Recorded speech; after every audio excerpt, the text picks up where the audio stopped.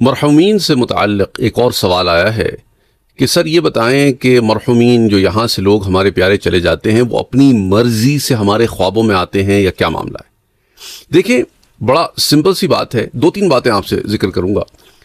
دنیا میں جو ہم اور آپ ایک دوسرے سے ملاقات کر رہے ہیں، یا آپ یہاں پر بیٹھ کر میرا یہ درس سن رہے ہیں، یا سوال بھیجنے والے نے جو مجھے سوال بھیجا ہے جس کا جواب میں دے رہا ہوں، یہ سارا کچھ ہم اپنی مرضی سے کر رہے ہیں؟ آپ کہیں گے ہرگز نہیں، یہ تو منشاء خداوندی ہے، اللہ سبحانہ و تعالیٰ کے اذن سے یہ سارے معاملات چل رہے ہیں۔ تو بے شک عالم برزخ میں بھی یہی معاملہ ہے۔ گو کہ حضرت عبداللہ ابن عمر ابن العاص رضی اللہ تعالی عنہ کی وہ روایت جو شرح الصدور میں بھی آتی ہے اور دیگر اور کتب میں بھی آتی ہے، الزہد میں بھی عبداللہ ابن مبارک رحمۃ اللہ علیہ نے اسے جمع فرمایا ہے کہ مومن کی جو روح ہوتی ہے نا، وہ دنیا میں قید ہوتی ہے۔ کیسے قید ہوتی ہے؟ کہ انسان کے جسم میں ہے، اب وہ جسم کی تابع ہوئی بھی ہے۔ جسم جتنا دیکھ سکتا ہے روح بھی اتنی ہی دیکھ سکتی ہے، جسم جتنا سن سکتا ہے روح بھی اتنی ہی سن سکتی ہے۔ لیکن اب یہ جو مومن کی روح جسم سے نکل گئی ہے تو اب اس روح میں پھر روحانی صلاحیتیں پیدا ہو گئی ہیں کہ قبر میں آپ قبر کے پاس کھڑے ہیں، وہ برزخ سے دیکھ رہی ہے۔ آپ جو یہاں سے چیزیں بھیج رہے ہیں اسے برزخ میں وہ مل رہی ہیں۔ ایصال ثواب کی بات کر رہا ہوں، دعاؤں کی بات کر رہا ہوں۔ عذاب برزخ میں ہو رہا ہے لیکن قبر میں بھی اس کی تکلیف محسوس ہو رہی ہے۔ انعامات برزخ میں دیے جا رہے ہیں لیکن قبر میں بھی اس کو انعامات جو ہے وہ محسوس ہو رہے ہیں۔ اسی طرح اور دیگر معاملات ہیں۔ تو اسی طرح جیسا کہ قرآن کریم میں آتا ہے کہ جب تم فوت ہو جاتے ہو تو تمہاری روح تو چلی جاتی ہے، نکل جاتی ہے تمہارے جسم سے۔ اسی طرح جب تم سو جاتے ہو تو اس وقت بھی ایسے معاملہ ہوتا ہے کہ انسان کو وہ کہتے ہیں نا کہ وہ موت سی کیفیت ہوتی ہے۔ کہ میں نے آپ کو پہلے بھی بتایا تھا کہ جب انسان سو جاتا ہے تو دو حصے روح کے ایک جسم میں باقی رہتا ہے اور ایک پرواز کر جاتا ہے اور عالم برزخ میں داخل ہو جاتا ہے۔ پھر جن کی روحوں کو اللہ سبحانہ و تعالی وہاں روک لیتا ہے ان کی یہاں پر بھی موت واقع ہو جاتی ہے، اور وہ روح کا باقی حصہ جو یہاں پر ہوتا ہے وہ بھی جسم سے نکل جاتا ہے اور انسان سونے کی کیفیت میں مر جاتا ہے۔ اور جن کی ابھی زندگی باقی ہوتی ہے ان کی روحیں واپس بدنوں میں لوٹا دی جاتی ہیں، تو پھر وہ اٹھ کھڑے ہوتے ہیں۔ اس لیے آپ سو کے اٹھنے کے بعد جو دعا پڑھتے ہیں کہ الحمدللہ الذی احیانا بعد ما اماتنا والیہ النشور، کہ اس پروردگار کے لیے ساری تعریفیں ہیں جس نے ہمیں زندگی دی موت کے بعد۔ تو اب یہ جو روح عالم برزخ میں داخل ہوتی ہے یا جو بھی خواب کی سچویشن ہوتی ہے، تو وہاں جن سے اس کی ملاقات ہوتی ہے وہ ارواح ہوتی ہیں جنہیں اللہ سبحانہ و تعالیٰ نے یہ اذن دیا ہے، اجازت دی ہے کہ وہ آپ کی اس آنے والی روح سے ملاقات کر سکیں، تو ان سے ملاقات ہو جاتی ہے۔ بعض ارواح کو یہ اجازت ہوتی ہے کہ وہ دوسری ارواح سے کانسٹنٹلی ملتے رہیں، تو وہ بہت فریکوینٹلی خوابوں میں آتے ہیں۔ اسی طرح بعض جو ہے نیک لوگ وہ عالم برزخ میں ہونے والی محفلوں میں شریک ہوتے ہیں جب وہ نیند کی حالت میں ہوتے ہیں، اور ان کی حاضری ہر روز ہوتی ہے یا بہت فریکوینٹلی ہوتی ہے۔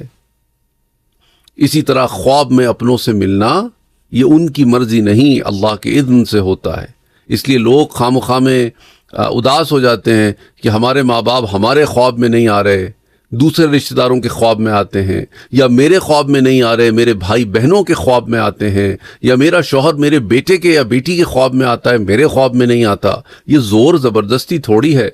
پھر لوگ کہتے ہیں میں اتنی پڑھائی کرتی ہوں یا میں اتنا ایصال ثواب بھیجتا ہوں، میرے خواب میں کیوں نہیں آتے؟ تو بھی یہ کوئی زور زبردستی تھوڑی ہے، یہ کوئی احسان تھوڑی ہے کہ میں نے یہ کیا ہے تو مجھے یہ ملنا چاہیے۔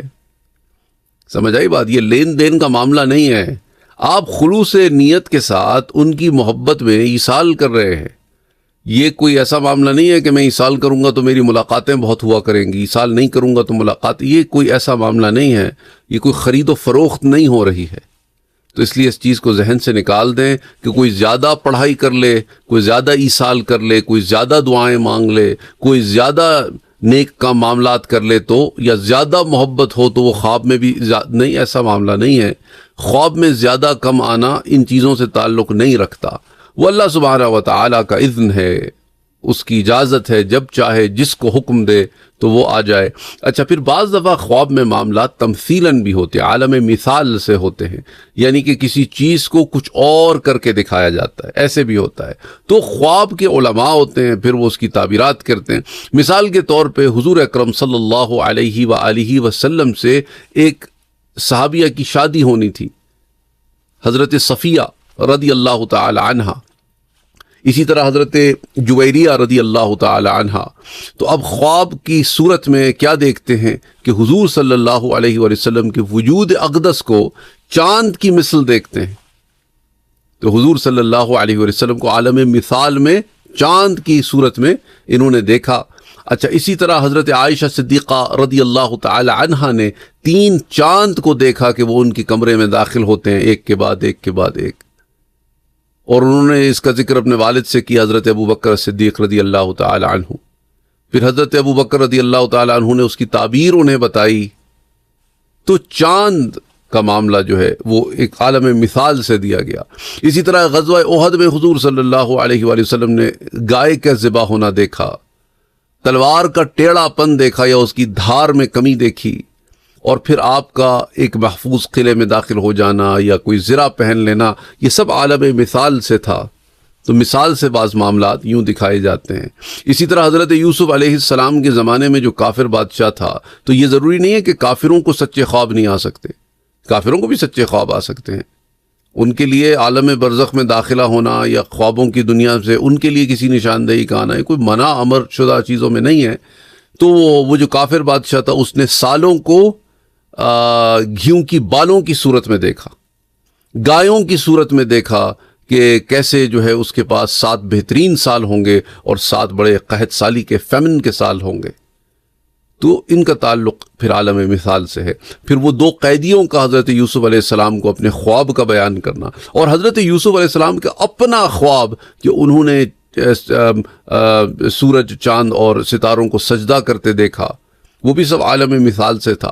تو کہنے کا مقصد یہاں یہ ہے کہ بعض دفعہ تو خواب عالم مثال کی صورت میں آتے ہیں، بعض دفعہ خواب کیا ہوتا ہے کہ وہ آپ کو حقیقتاً مانن ایسے نظر آتا ہے کہ آپ اس کو فوراً پہچان جاتے ہیں، اور کبھی کبھی خواب بظاہر آپ کو ڈرانے والا ہوتا ہے، لیکن اصل میں وہ ڈرانے والا خواب نہیں ہوتا، اس کے اندر حکمتیں پوشیدہ ہوتی ہیں۔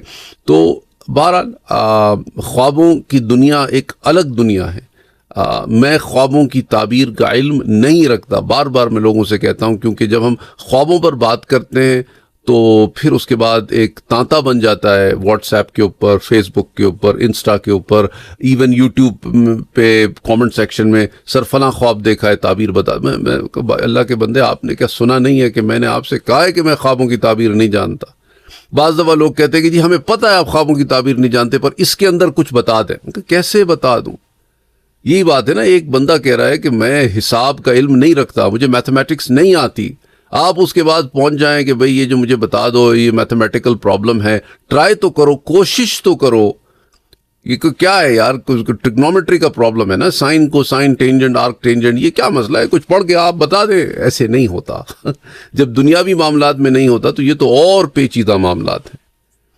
تو وہ بہرحال یہ اتنی لمبی بات میں نے آپ سے اس لیے کی ہے کیونکہ میں بہت سارے سوالات خوابوں سے متعلق ان کو کور کرنا چاہ رہا تھا، اسی لیے یہ بھائی کا سوال آیا تو اس لیے ہم نے اس کو بڑی تفصیل میں اس لیے دیکھا۔ یہ بات میں بار بار اس لیے کہتا ہوں کیونکہ ہمارے ہاں بعض بھائی یا بعض بہنیں جو ہیں وہ طویل جوابات سے ان کو الجھن ہوتی ہے کہ آپ اتنے طویل جواب کیوں دیتے ہیں، بات چھوٹی سی تھی کہ کیا وہ اپنے اذن سے آتے ہیں کہ نہیں آتے، آپ کہہ دیتے کہ اپنے اذن سے نہیں آتے، اللہ کے اذن سے آتے ہیں، بات ختم۔ لیکن وہ یہ نہیں سمجھ رہے ہوتے کہ بحیثیت استاد ہمیں چیزوں کو مختلف اینگل سے بھی کور کرنا پڑتا ہے، اور کبھی کبھی کئی سوالات کو ہم کور کرتے ہیں کہ درس میں، اور کئی دفعہ ایسے بھی ہوتا ہے کہ ہم دیکھتے ہیں کہ اس سوال کا یہ جواب دے دیا تو فلاں سوال ان کے ذہنوں میں پیدا ہوں گے، تو ان سوالوں کا جواب بھی پہلے سے ہی دے دیا جائے۔ بہرحال اللہ سبحانہ و تعالی آسانیاں کرے۔ السلام علیکم ورحمۃ اللہ وبرکاتہ۔